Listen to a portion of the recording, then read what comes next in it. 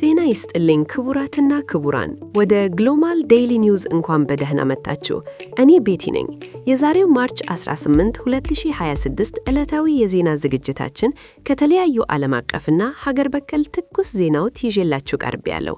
በዛሬው ዝግጅታችን በመካከለኛው ምስራቅ አዲስ ምዕራፍ የከፈተውን የኢራን አሜሪካና እስራኤል የተፈጠረ ግጭት፣ በኢትዮጵያ ጋሞ ዞን ያጋጠመውን አሳዛኝ የመሬት መንሸራተት አደጋ እንዲሁም የነዳጅ ዋጋ ንረት ላይ ዜናዎችን የምንዳስስ ይሆናል።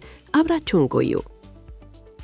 በቅድሚያ ወደ አገር ውስጥና ቀጠናዊ መረጃዎቻችን ስናልፍ በደቡብ ኢትዮጵያ ጋሞ ዞን በደረሰ ከባድ የመሬት መንሸራተት አደጋ የ102 ሰዎች ሕይወት ማለፉን ዓለም አቀፍ የዜና ተቋማት ዘግበዋል።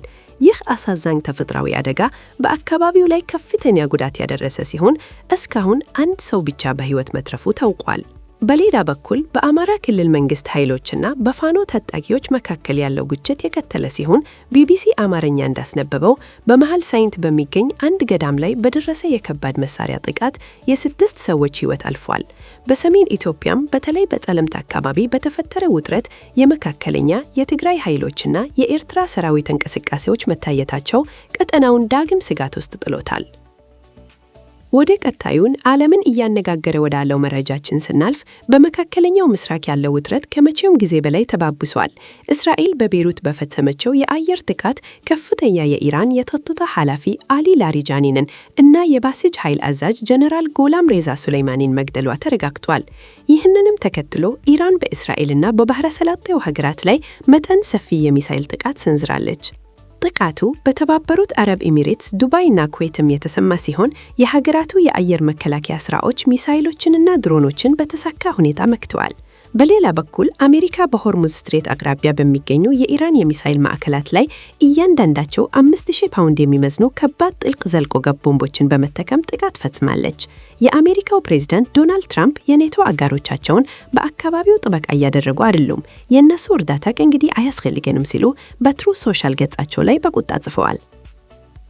በመጨረሻም ወደ ኢኮኖሚ እና ቴክኖሎጂ ዜናዎቻችን ስናመራ በሆርሙዝ ስትሬት የተፈጠረውን ወታደራዊ ግጭት ተከትሎ ዓለም አቀፍ የነዳጅ አቅርቦት ስጋት ውስጥ በመውደቁ የነዳጅ ዋጋ በከፍተኛ ሁኔታ ጨምሯል።